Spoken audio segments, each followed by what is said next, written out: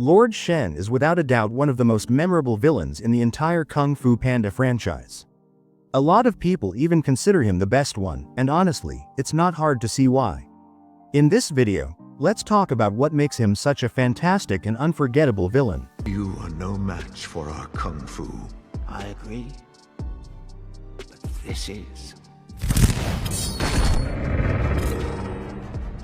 The first thing that stands out about Lord Shen is his style and presence. Normally, when we picture an intimidating villain, we imagine someone massive and physically overpowering. For example, Tai Lung was a huge muscular snow leopard, the kind of character who immediately screams strength. Then you have Kai, a towering supernatural warrior with mystical powers who felt larger than life. But Shen completely flips that expectation on its head. He's a peacock, elegant, graceful, and at first glance even fragile. He doesn't rely on brute strength, and that's exactly what makes him so unique. His design is brilliant because it subverts the usual big scary villain trope. Instead of winning battles through raw power, he uses his agility, razor-sharp feathers, cunning intelligence, and most importantly, his strategy. He shows that being dangerous doesn't always mean being physically intimidating. It can also mean being clever, manipulative, and always 10 steps ahead of everyone else. Good afternoon, gentlemen. Now we've got the pleasantries out of the way, please leave my house. But he isn't just great because of his style. His motivations run much deeper than just wanting control or dominance. If you look back at the other villains, Tai Lung was motivated by his desire for power and recognition. He felt entitled to the Dragon Scroll and wanted to prove his worth. Kai, on the other hand, was obsessed with immortality and the idea of stealing Qi to make himself unstoppable. Shen's motivations are far more personal and tragic. His entire life is driven by a prophecy, one that warned him that if he continued down his dark path, he would one day be defeated by a warrior of black and white. That if Shen continued down this dark path, he would be defeated by a warrior of black and white. That prophecy, of course, foreshadowed Po. But instead of accepting it or trying to prove it wrong through better choices, Shen became consumed by it. It twisted his entire worldview. This is what makes him so compelling. He isn't just power-hungry like many villains we see. He's desperate. Every decision he makes, from building his terrifying cannons, to conquering villages, to ordering the massacre of the pandas, all comes from this place of fear of being powerless against fate. He thought that if he destroyed every last panda, he could erase the possibility of the prophecy ever coming true. That desperation to control destiny is what makes him chilling. It's not just about ruling China for him. It's about trying to rewrite his own future, even if it means committing horrible acts along the way. The cup you choose to fill has no bottom. It is time to stop this madness.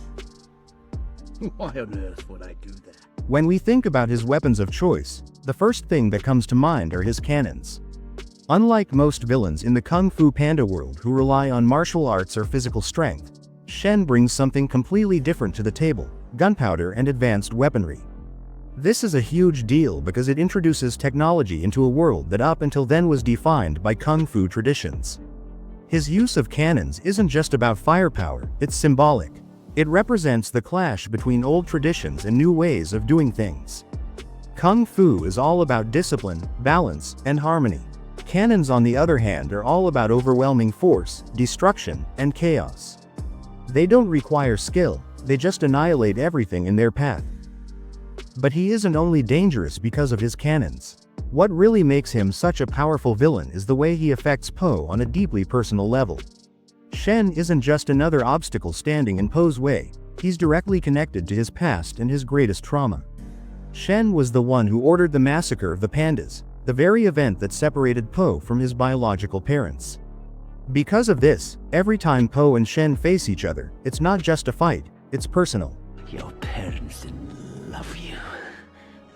Out of all the villains in the franchise, Lord Shen is the one who cuts the deepest into Po's heart. He doesn't just fight Po physically, he breaks him down emotionally and psychologically. And yet, as painful as that is, it's also what makes their dynamic so powerful. Shen becomes the very reason Po grows into the dragon warrior he was always meant to be. Because of him, Po has to confront his past instead of running from it. He has to face the truth about who he is, where he comes from, and accept it fully. Shen forces him to find inner peace, to stop letting fear and doubt control him. Without Shen, Po might never have reached that level of growth. He's the villain that broke Po down, and at the same time, the one who pushed him to build himself back up stronger than ever. And then there's his downfall, which is one of the most striking in the whole franchise. Unlike Tai Lung, who was physically defeated, or Kai, who was taken down in an explosive battle of Qi, Shen's defeat feels much more psychological. Even after Po manages to stop him and destroy his weapons, he can't let go of his obsession with controlling his destiny. You gotta let go of that stuff from the past, because it just doesn't matter. The only thing that matters is what you choose to be now. He's given the chance to walk away, to save himself and live, but he refuses. Instead, he chooses to go down with his cannons. That choice is what makes his ending so tragic. Shen isn't killed by Po's hand, he's destroyed by his own refusal to change, by the very obsession that drove him his whole life.